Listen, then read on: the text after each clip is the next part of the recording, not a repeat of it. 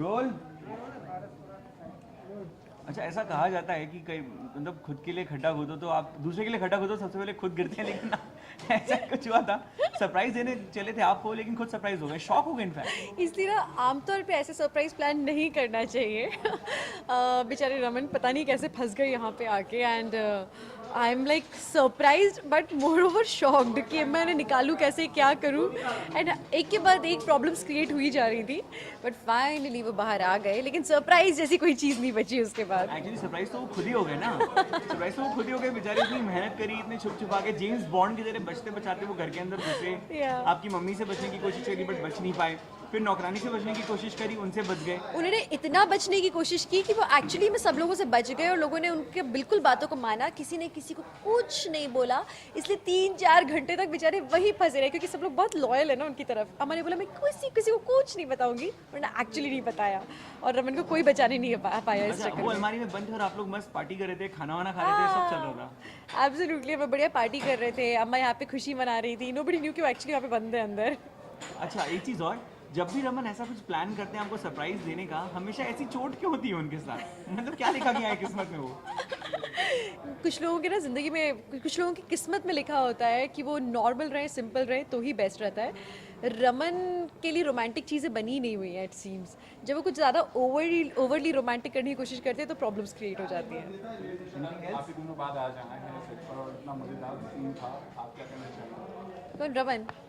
हाँ, करण आज काफ़ी दिनों बाद सेट पे आए हैं, अपनी शादी के बाद, and officially in the scene America से। सो जाहिर सी बात है उनके लिए काफ़ी फ़न रहा होगा आज के दिन, क्योंकि आते ही इतना मज़ेदार सा सीन करना बड़ा, मतलब आई मीन मैं अगर हूँ और मुझे इतना हार्टी वेलकम मिले स्क्रिप्ट वाइज तो I will be very happy. मुझे लगता है करण को भी अच्छा लगा होगा आज का सीन। नॉर्मली बचपन में कई बार ऐसी चीज़ें हो जाती हैं, ऐसे इंसिडेंट हो जाते हैं कि बच्चे स्पेशली इस अलमारी में बंद हो जाते हैं, संदूक में बंद। आपके साथ कभी ऐसा हुआ है कि आपको भी अलमारी में बंद हुई हो इन योर चाइल्डहुड इन भोपाल, अलमारी में? या किसी को बंद किया हो? अलमारी में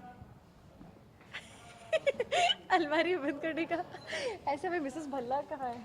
वो पीछे बैठे हैं। मैम इधर आइए, कुर्सी खींचिए।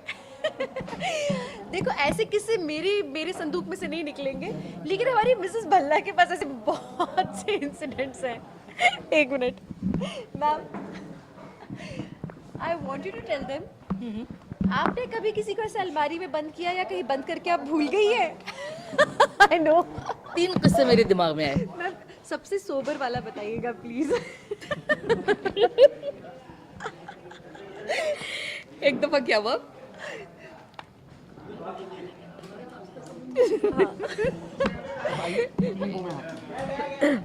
एक दफा यह मैं काफ़ी छोटी थी, मेरे ख्याल है 7-8 साल की होंगी, तो मैं अपनी नानी को तंग कर रही थी और मैं चाह रही थी कि वो मेरे पीछे भागे, और जब मैं अलमारी के सामने से गुजरूँ तो मैं अपने अलमारी में मतलब अपने आप को छुपा लूँ, तो फिर वो इर्द गिर्द भागती रहे और ढूंढती रहे मुझे।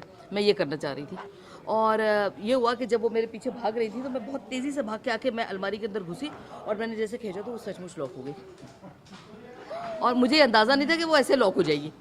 वो लॉक हो गई तो मतलब एक आध दफ़ा मेरी नानी ने आवाज़ दी, फिर वो बैठ गई। उन्होंने ढूंढने की कोशिश ही नहीं की, और मेरा इतना खटखटा के यहाँ से सारा खून निकल आया, और इतनी घंटों में बंद रही कि वाकई मतलब बिल्कुल बेहोश होने वाली हो गई थी। उसके बाद मेरी मदर को अपनी साड़ी की ज़रूरत पड़ी, उन्होंने अलमारी खोली तो मैं अंदर थी। थैंक गॉड, जरूरत पड़ी उस साड़ी की। मतलब जो माँ के साथ हुआ है वो बेटे के साथ भी वापस। मुझे अभी वही किस्सा याद आ रहा था बार बार। फिर जिंदगी में ऐसे बहुत किस्से हुए हैं जो यहाँ पर इंसिडेंट्स होते तो मुझे वो लिंक करके बचपन में पहुँचा देते। और मुझे मैम के तकरीबन सारे किस्से पता है अभी। Thank you so much.